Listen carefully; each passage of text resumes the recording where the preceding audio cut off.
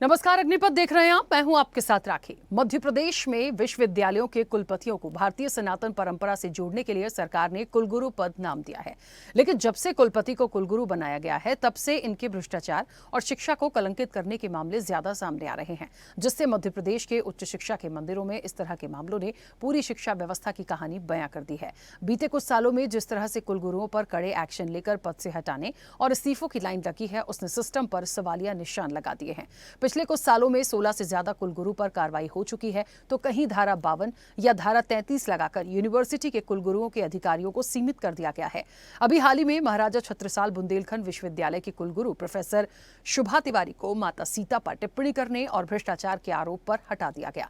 वहीं self study report यानी SSR में गलत या भ्रामक जानकारी दिखाकर नैक की A++ ग्रेडिंग हासिल करने के मामले में एमपी के इकलौते तकनीकी विश्वविद्यालय आरजीपीवी के कुलगुरु राजीव त्रिपाठी ने इस्तीफा दे दिया। सवाल यह है कि बच्चों को शिक्षा का पाठ पढ़ाने वाले कुलगुरुओं पर ही जब भ्रष्टाचार और सनातन के अपमान करने के आरोप लगने लगे, तो मध्य प्रदेश में शिक्षा का स्तर कैसे सुधर पाएगा? क्या कुलगुरुओं के इन कारनामों से भारतीय संस्कृति और कुलगुरु जैसे गरिमामय पद का अपमान नहीं हो रहा? क्या कुलगुरुओं के खिलाफ सरकार को और कठोर कार्रवाई नहीं करनी चाहिए, जिससे भविष्य में उच्च शिक्षा की गुणवत्ता को बरकरार रखा जा सके? आज इसी पर हम विस्तार से चर्चा भी करेंगे, लेकिन ये बात बिल्कुल बहुत महत्वपूर्ण है कि जहां तक शिक्षा की बात आ रही है, यदि उसी को कलंकित करेंगे कुलगुरु, देखिए समझना पड़ेगा, कुलपति से यदि कुलगुरु की संज्ञा दी गई है तो उसके मायने क्या हैं। और कुलगुरु जो होता है, एक कुल की जो हम बात करते हैं, यानी एक शिक्षा के नजरिए से देखें तो आप उन सबको एक अच्छे संस्कारों के साथ साथ सनातन से यदि हम जोड़ें तो कहीं ना कहीं बहुत अच्छा संदेश देने की कोशिश करते हैं, एक अच्छा पाठ पढ़ाने की कोशिश करते हैं, और आपकी जिम्मेदारी का ये हिस्सा है। लेकिन यदि आप ही शिक्षा को कलंकित करेंगे, आप ही भ्रष्टाचार में जाएंगे, आप ही कुछ ऐसी टिप्पणियां कर देंगे जो बिल्कुल अशोभनीय होगी, तो फिर कैसे आगे शिक्षा का स्तर ऊंचा होगा, कैसे उस पर विश्वास किया जाएगा?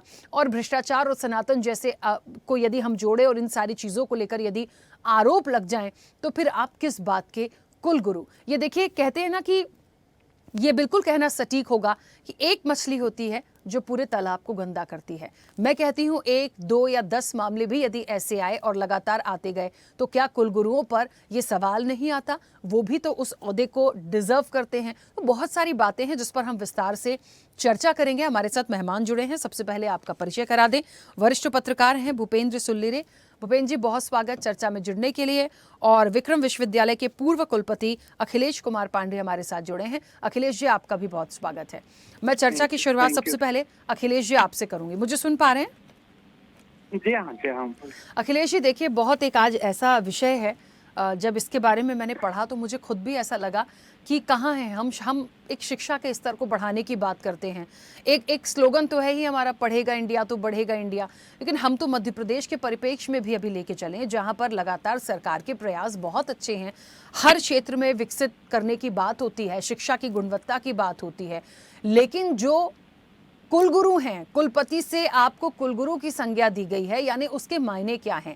जब कुलगुरु पर ही भ्रष्टाचार के आरोप होंगे, जब उन्हीं की तरफ से अशोभनीय टिप्पणियां आने लगेंगी, जब ऐसे ही लोग भ्रष्टाचार के आरोप में आ जाएंगे, तो कैसे शिक्षा का स्तर ऊंचा उठेगा? और मैंने एक बात अभी कुछ देर पहले कही, एक मछली पूरे तालाब को गंदा करती है। लेकिन सर, जब कुलगुरु की बात आएगी, लोग कैसे विश्वास कर पाएंगे? इन लोगों को तो उस नजर से देखा जाता है जो कहीं ना कहीं एक बहुत बड़ा संदेश देते हैं शिक्षा को लेकर। एक कहते हैं ना कि एक छवि होती है उनकी, एक पर्सनालिटी होते हैं वो अपने आप में। तो इन सारी चीजों पर लेकर कैसे हम आगे बढ़ेंगे, कैसे शिक्षा बढ़ेगी, कैसे देखते हैं इस विषय को? हाँ, मैं सबसे पहले तो आपको धन्यवाद होगा कि विश्वविद्यालयों के हित में आप लोगों ने चर्चा रखा है। ये तो विद्यार्थी नहीं बल्कि पूरे समाज का उसके ऊपर एक तरीके से वो नजर रहती है। तो सारे जो शिक्षक गुरु बन रहे हैं, सबकी ये जिम्मेदारी है कि बहुत ही स्वच्छ रूप से और अच्छी तरीके से कार्य करें, जिससे समाज में उनकी एक प्रतिष्ठा बने। लेकिन मैं एक बात कहना चाहूंगा कि अभी जो छतरपुर के बारे में जैसा भी हाल ही में हुआ, हम सभी कुलगुरुओं को ही नहीं बल्कि सभी लोग जो जिम्मेदार लोग हैं समाज में, उनको सबको विवादास्पद टिप्पणियां करने से पहले बचना चाहिए। कहीं भी यदि हम कुछ बोलते हैं तो उसके एक तरीके से तो समाज बहुत बुरी तरीके से लेता है। छतरपुर में जो मैडम ने बोला था वो बोलना आवश्यक नहीं था, पूरा तो हमने नहीं सुना है, लेकिन जो पेपरों में हमने पढ़ा है, ऐसा किसी जिसकी आस्था पूरे देश की, पूरे विश्व में लोगों की उसकी आस्था है, उसके बारे में इस तरीके से बोलना ये जरूरी नहीं था और नहीं बोलना चाहिए। बहुत सोच समझ के हमको हर बात करना चाहिए। दूसरी बात, बहुत सारी अनियमितताएं हो रही हैं। मैं कहना चाहूंगा कि इसमें ना बहुत विस्तार से जांच करने की आवश्यकता है, क्योंकि केवल इसमें कुलगुरु ही नहीं बल्कि ये सिस्टम पूरा इसमें इन्वॉल्व रहता है, काम करता है।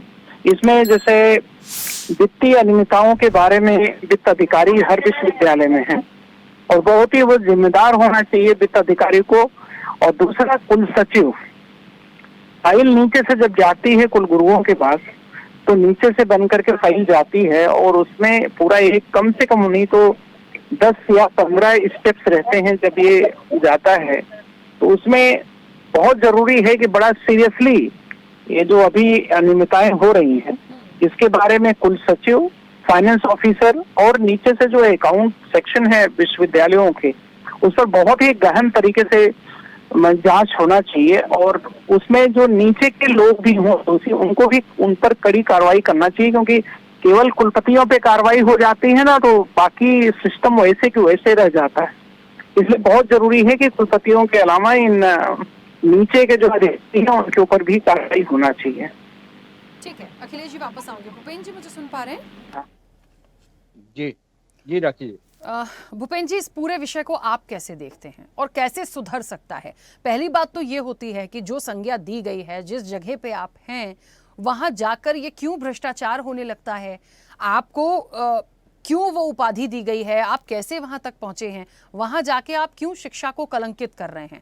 आप कैसे उसका प्रचार प्रसार करेंगे? तो ये एक अपने आप में सवाल है कि क्यों वहां तक पहुंचने के बाद क्यों कुलगुरुओं पर ये जो सवाल उठ रहा है और इस तरह की मामलों में उनकी संलिप्तता पाई गई है, ये वाकई बहुत दुखद है। कैसे देखते हैं? देखिए, निश्चित रूप से मध्य प्रदेश जो है, मध्य प्रदेश में लगभग 22 यूनिवर्सिटियां हैं और इन यूनिवर्सिटियों में कुछ पारंपरिक हैं, कोई गैर पारंपरिक विश्वविद्यालय हैं। लेकिन जब हम लोग पढ़ते थे और आज भी लोगों को मिलते हैं तो कुलगुरु या कुलपति का जो पद होता था वो बहुत गरिमापूर्ण होता था, बहुत सम्मानीय होता था, क्योंकि शिक्षा एक ऐसा केंद्र है जहाँ पे उत्पादन होता है, चाहे वो राष्ट्र की किसी भी चीज में, चाहे वो इंजीनियर बने, डॉक्टर बने, प्रधानमंत्री बने, राष्ट्रपति बने, राजदूत बने, कुछ भी चीज में जाता है वो शिक्षा के ही क्षेत्र से जाता है। तो शिक्षा का क्षेत्र सर्वांगीण होता है और वो बहुत व्यापक होता है और वो संकुचित विचार का नहीं होता। संकुचित न कुलगुरु होता है, न वहाँ का शिक्षक होता है। लेकिन हमने कुछ वर्षों से देख रहे हैं लगातार इस चीज में गिरावट आ रही है। इस गिरावट के एक, जिस तरह से एक सिस्टम काम करता है, लोगों को चयन करने के लिए ले जाते हैं, तो इस चीज में निश्चित रूप से ये होना चाहिए कि हम किनको कुलगुरु बना रहे हैं उनके बारे में एक गहन छानबीन होनी चाहिए। दूसरी बात, सबसे महत्वपूर्ण, ये पद से ज्यादा, व्यक्ति से ज्यादा पद की महत्ता होती है।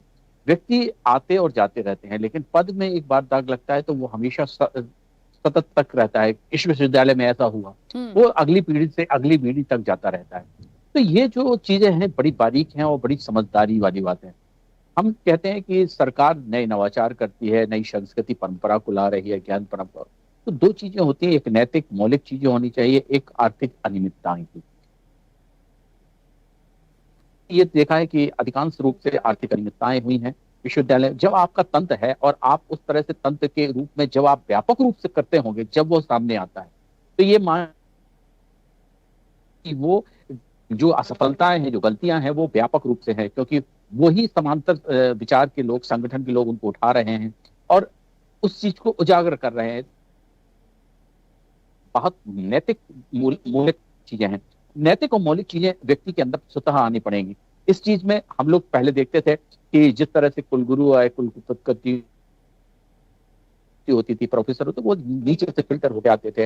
उनमें समाज का दृष्टिकोण व्यापक होता था, वो संकीर्णता नहीं होती थी, वो राष्ट्रपति चिंतन होता था और अपनी आवश्यकताओं के अनुरूप जो उनको पे या तनख्वाह मिलती थी वो काम करते थे। आज इतना भौतिकतापूर्ण जीवन हो चुका है, लोग शॉर्टकट अपनाने लगे हैं, लोग उनकी छानबीन नहीं करते हैं। जो बनाने वाले होते हैं उनके बारे में एक लाइन बस डाल देते हैं नियुक्ति में कि इस तरह से उनकी अगर आर्थिक अनियमितता या कोई भी अपराध पाया जाता है, तो ये चीज नहीं होनी चाहिए। उनकी एक एक पूरी जानकारी संग्रहित होनी चाहिए, उनका एक बैकग्राउंड होना चाहिए। और हमने तो अधिकांश कई जगह आर्थिक अनियमितता है, कई उनके सर्टिफिकेट की कई चीजें विसंगतियां देखी हैं। तो इस चीज पे सरकार को निश्चित रूप से शिक्षा पे कभी भी आज हम और आप जहाँ पे भी बैठे हैं वो शिक्षा के कारण नहीं बैठे हैं, और हमारे गुरुओं का योगदान है, और हम भी जहाँ शिक्षा देते हैं तो हमारा भी योगदान है। तो ये जो एक चैन सिस्टम है, जो जो हम चीज देते रहते हैं आपस में, सबको एक पीढ़ी से दूसरी पीढ़ी ट्रांसफर करते हैं नॉलेज को, तो ये चीजें भी ट्रांसफर होती हैं साथ साथ, जो हम विसंगतियां करते हैं। जब से बीजेपी सरकार आई है, बीजेपी सरकार में लगभग 16 के लगभग बीसीओ को इस तरह से धारा 52 हो या आर्थिक अनियमितता हो, उनके कार्यकाल पूरे नहीं हो पाए, उनको हटाया गया। तो ये सरकार को इस चीज पे विचार करना चाहिए कि हम जो नियुक्तियां कर रहे हैं, क्या उनके बारे में हमने सही छानबीन की, क्या वो हमारे राष्ट्र चिंतन के बारे में हमारा उनका मौलिक चिंतन है कि नहीं, हमारी ज्ञान परंपरा को जानते हैं कि नहीं जानते, उनकी आर्थिक बैकग्राउंड के हिसाब से क्या। और दूसरी बात ये, हर चीज में जिस तरह से अभी बता रहे थे सर कि नीचे भी कार्रवाई होनी चाहिए। नीचे कार्रवाई देखिए, हम जैसे फिल्टर में पहुंचते हैं और ऊपर पर बड़े पद पर पहुंचते हैं तो हमारा दृष्टिकोण बड़ा हो जाता है। हम ये समझ जाने लगते हैं हमारी टीम कैसी होनी चाहिए। जब टीमें ही उनकी ऐसी हो जाती है और इस तरह से शॉर्टकट के लोट जुड़ जाते हैं, तो ये चीज। दूसरी बात, ऐसी चीजों में सख्त कार्रवाई होनी चाहिए, समय पर होनी चाहिए। और हमने देखा है कि कार्रवाई होने में भी टाइम लगता है, देर होती है, क्योंकि अगर सही समय पे, देखिए मानवीय प्रवृत्ति है, कभी हम में भी दोष आ जाते हैं, तो दोष आ जाने के बाद उसका दंड का प्रावधान भी है, और दंड का प्रावधान अगर समय पे होता है तो वो जनता के प्रति या समाज के प्रति एक वो लीक बनती है। और अगर वह देर में होता है तो वो, अब इनका एक पहले स्टेटमेंट था जो कि एक मर्यादित उन्होंने बात कही थी, फिर उसके बाद उनकी एक जांच कमेटी बनी और 8-10 महीने बाद फिर उनको इस तरह से हटाया गया, फिर आर्थिक अनियमितता के चार्ज लगे। तो ये चीजें जब भी की जा सकती थी, मेरा यह मानना है, तो लोग जब समझ गए थे कि अब कुछ होने वाला नहीं है, जब उस समय बड़ी हम लोगों मीडिया से है तो हम लोगों ने उस समय उनका देखा था, तो लग रहा था कि कार्रवाई होगी, लेकिन कार्रवाई नहीं हुई, तो शिथिलता हो गई। तो ये जो राजनीतिक रूप से या जो ऐसे सबल लोग हैं जिनके संरक्षण देते हैं, उन सबल लोगों को तोड़ना पड़ेगा सबसे पहले, और उसके बाद निष्पक्षता। और जो मौलिक चीज, शिक्षक में सबसे बड़ी चीज है नैतिक और मौलिक चीजें होना। बाकी तो ज्ञान तो समय के अनुसार आ ही जाता, ये चीजें होंगी तो सब कुछ आ जाएगा, और वो चीज का हार्स हो रहा है, और और जो चीजें नहीं होनी चाहिए उनकी बढ़ोतरी हो रही है। तो ये चीजें समय पर होने चाहिए कि जिस तरह से हम दूसरे जगह एक्शन लेते हैं तो इस तरह से इसमें भी लेना चाहिए। तो ये जो इनके कंपोनेंट को जो बचाते हैं उनके प्रति कार्रवाई होनी चाहिए। मुझे तो ऐसा लगता है कि इस तरह से कि हाँ अखिलेश जी, एक बात है, यहाँ पर ये बहुत सारी बातें भूपेंद्र जी ने बोली, एक चीज़ को मैं ऐड ऑन करना चाहती हूँ। ये बात तो सही है, देखिए शिक्षा का स्तर तो है ही, क्योंकि वहाँ से वो एक ऐसा पद है जहाँ से बहुत सारी चीज़ें आती हैं, हम समझ रहे हैं। और ये बात भी बिल्कुल सच उन्होंने बोली कि ज्ञान एक तरफ, लेकिन हम उस पद पर कैसे पहुंचे हैं, हमारा क्या कर्तव्य है, हमारे नैतिक मूल्य क्या हैं, पहले हम उसे फॉलो करें। जैसे ये बात सच है, सनातन पर आप कुछ भी कह देंगे, अशोभनीय टिप्पणी कर देंगे, आप वित्तीय घोटाले में आ रहे हैं, और कहते हैं ना कि निजी हित जो हैं, आपको जो पावर्स दी गई हैं, आप यदि उसका गलत इस्तेमाल करेंगे तो फिर कैसे काम चलेगा। ये तो वाकई में एक बड़ा सवाल है। लेकिन मुझे एक सवाल और आता है कि इनका गलत इस्तेमाल हो कैसे जाता है। सर, आप भी तो पहुंचे हैं, आप कैसे उन जगहों पर गए हैं, कभी सपने देखे होंगे उन चीज़ों पर, उन जगहों पर बैठने की, तो क्या इसलिए देखे होंगे कि आज यदि हमें बड़ी कोई पावर मिल जाएगी तो हम उसका दुरुपयोग करेंगे। तो ये तो गलत बात है, ये तो फिर या तो व्यक्ति का नेचर ही वैसा है।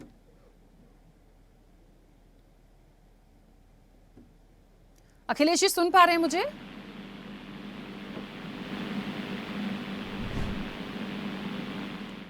अखिलेश जी, चलिए शायद मेरी आवाज़ नहीं पहुंच रही है, अब कंटिन्यू करूंगी भूपेंद्र जी के साथ।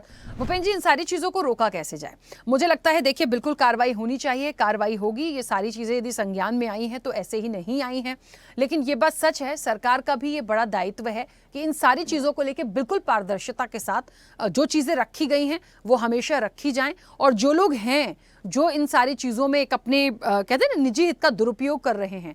ऐसे तो ना जाने और कितने लोग होंगे। लेकिन आप क्या मानते हैं, ये अहंकार जो है या इस तरह की जो चीज़ें उनके अंदर आती हैं, उसके पीछे कौन है? या तो उनका अपना लाभ उनको ज़्यादा दिखता है, या लालच है, या कुछ और है? आप उसको कैसे देखते हैं? देखिए, ये एक सिस्टम सा डेवलप हो गया है कि जो व्यक्ति इस पद तक पहुंचता है, फिर उसको और लालसा रहती है हम और दूसरे बड़े पद पे पहुंचे, और उसकी लालसा में वो ये सब करता रहता है। वो शैक्षणिक कार्य और दूसरी गतिविधियां, अकादमिक गतिविधियां, उन सब में वो विराम कर देता है। और वह उन्हीं लोगों को क्योंकि राजनीति का हस्तक्षेप इस तरह से बढ़ जाता है कि वह ये समझता है कि हम राजनीति के हिसाब से चलेंगे तो हमारी आगे की गतिविधियां हम आगे बढ़ते चले जाएंगे।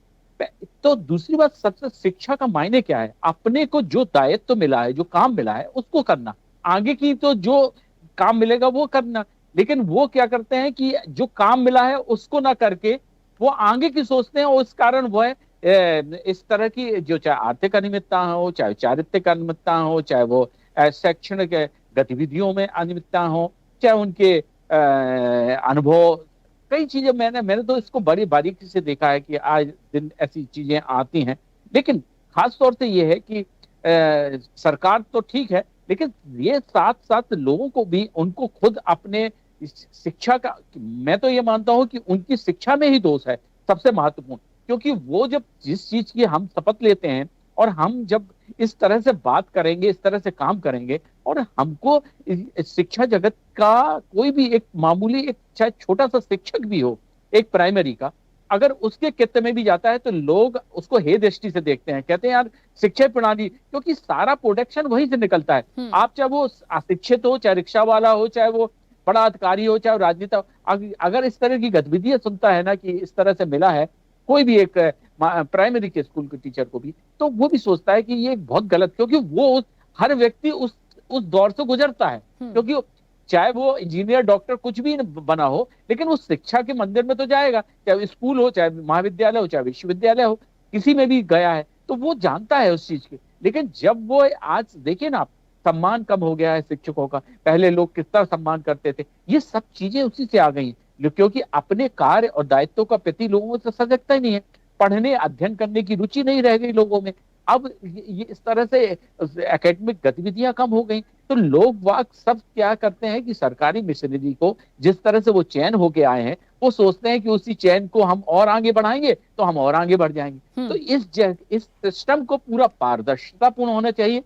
जिम्मेदार पद पे अच्छे, योग्य और नैतिक और चारित्रिकवान और मौलिक व्यक्ति को ही रखना चाहिए, मेरा तो ये मानना है। फिर सरकार है, सरकार की जो भी अपने द्वंद है, हम लोग तो सुझाव दे सकते हैं, सरकार है, सरकार अपने हिसाब से करती है। लेकिन मेरा बिल्कुल व्यक्तिगत मानना है, और जिस तरह से भारतीय ज्ञान परंपरा और जिस तरह से सनातन पद्धति के बारे में चिंतन करती है चारित्रिक, क्योंकि हम देखते हैं ना अपराध जो बढ़ रहे हैं, वो अपराध बढ़ने का दोष भी इन शिक्षण संस्थाओं से, क्योंकि प्रोडक्शन उस तरह से निकल रहा है, कोई अनुशासन नहीं किसी तरह, कोई नैतिकता नहीं सोच रहा, कोई चारित्रिक चीजें सीख नहीं रहा उन संगठनों से। सिर्फ वो ईंट गिरारी की दीवारें बन के रह गई हैं, उनमें वो महक नहीं है, उनमें वो चारित्रिक क्षम का वो गुण ही नहीं दिख रहा है, वो उनमें आ ही नहीं रहा। खैर, समय भी हो गया। आप दोनों मेहमानों का बहुत शुक्रिया इस चर्चा में जुड़ने के लिए। देखिए, एक बात समझना पड़ेगा, शिक्षा का स्तर कैसे बढ़ेगा, कैसे सुधरेगा यदि कुलगुरु ही जब इस तरीके से कटघरे में आएंगे। तो कलंकित कर रहे हैं क्योंकि आप वित्तीय घोटालों में आते हैं, आप उस पद पर बैठने के बाद आपको आपके निजी हित हैं उनका आप दुरुपयोग कर रहे हैं। आप वहां पहुंचे हैं तो आपको किस वजह से वहां बिठाया गया, आपके नैतिक मूल्य क्या हैं, पहले आप उन पर काम करिए। यदि आप जाके सिर्फ लालसा और बढ़ाते हैं और आगे बढ़ने की बढ़ाते हैं और राजनीतिक हस्तक्षेप के चलते ये सारी चीजें आ रही हैं, तो आने वाले समय में पारदर्शिता बेहद जरूरी है। सरकार बिल्कुल इस पर कार्रवाई करेगी, कर रही है, और इसीलिए आज ये पूरा विषय निकल कर आया है। एक जगह का मामला नहीं है, कई जगह से ऐसी चीजें आई हैं जो शिक्षा को जो कलंकित कर रहे हैं कुलगुरु, इन पर सवाल तो खड़े होते हैं, और आने वाले समय में इस पर हमेशा से मॉनिटरिंग अब होनी भी चाहिए। चर्चा में इतना ही। बने रहिए स्वदेश न्यूज के साथ। सबसे पहले देश। ऐसे ही वीडियोस के लिए लाइक करें, शेयर करें, फॉलो करें, YouTube पर जाकर सब्सक्राइब कर बेल आइकन दबाना ना भूलें, और ताजा अपडेट्स के लिए स्वदेशलाइव.com पर जरूर जाएं।